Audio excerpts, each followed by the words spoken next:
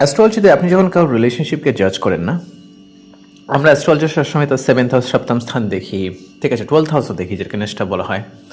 But একটা side যেটা আমরা সবসময়ের জন্য ইগনোর করে যাই, আর যেটা কখনো করা উচিত নয়, সেটা হচ্ছে আপনার ফার্স্ট হাউস, আপনার লগ্ন। কেন? কারণ আপনি যদি ভাবাত ভাবন কনসেপ্ট যদি জানেন, কনসেপ্ট যেটা ভাবাত ভাবন বলা হয়, ঠিক আছে, ওই হাউস থেকে সেম হাউস ডিস্টেন্স, তো সপ্তম স্থান যদি রিলেশনশিপ বা ম্যারেজে যদি হয়, তো সপ্তমের থেকে সপ্তম হয়ে যায় হচ্ছে আপনার ফার্স্ট হাউস, মানে হচ্ছে আপনি নিজে, আপনার সেলফ। ম্যারেজ লাইফটা বা এনি রিলেশনশিপ, এটা কখনো যেন ডিপেন্ড করে না যে আপনার পার্টনার কীরকম। কেননা ভাবাত ভাবনকে বলা হয়েছে ম্যানিফেস্টেশন। আপনি কি ম্যানিফেস্ট করছেন অ্যাট দ্য এন্ড, আপনি কোন জিনিসটা আপনি আপনার টেবলে আনছেন, the product which you are bringing on your table.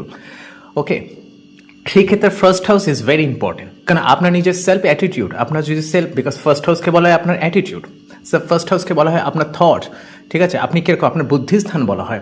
তো আপনার মধ্যে যদি সেই প্রবলেমটা থাকে, তো অ্যাট দ্য এন্ড আপনি কখনো তার নিজের, আপনার পার্টনারকে কখনোই ব্লেম করতে পারবেন না। এই জন্য বলা হয় যে নিজের স্বভাব, স্বভাব মিন্স আমি এটা বলছি না যে ক্যারেক্টার, স্বভাব মানে হচ্ছে যে কোনো, সে সে অ্যাগ্রেসিভ হোক, কোল্ড হোক, যাই হোক না কেন, সবার প্রথমে নিজেকে রেকটিফাই করা উচিত কোনো রিলেশনশিপ বা কোনো ম্যারেজকে সাস্টেন করার জন্য, ঠিক আছে। এটা সবসময় 7th হাউস দিয়ে হয় না, এই জন্য এটাকে ভাবাত ভাবন কনসেপ্টকে ফার্স্ট হাউসকে বলা হয় রিলেশনশিপে প্রাইমারিলি হাউস। কেন? আপনার যদি নিজে ঠিক থাকেন, বলে না যেমন দৃষ্টি, সেরকমই সমস্ত কিছু হয়, একটা কথা আছে, আমি মনে পড়ছে না যায় কথা ছন্দটা, ঠিক আছে, মানে আপনার যদি ভিশনস, আপনার যদি ওয়ে অফ থিঙ্কিং, আপনার যদি অ্যাপ্রোচ যদি ঠিক থাকে, তো যে কোনো রিলেশনশিপই ঠিক থাকবে। তো আপনি আপনার 7th হাউসকে কখনোই ব্লেম করতে পারবেন না। তো ফার্স্ট হাউসে বসে থাকা প্ল্যানেট বা ফার্স্ট লর্ডকে যদি আপনি যদি ঠিকঠাক করেন, তা সামহাও সেটা আপনার জন্য বেনিফিশিয়াল হবে লং লাস্টিং রিলেশনশিপের জন্য।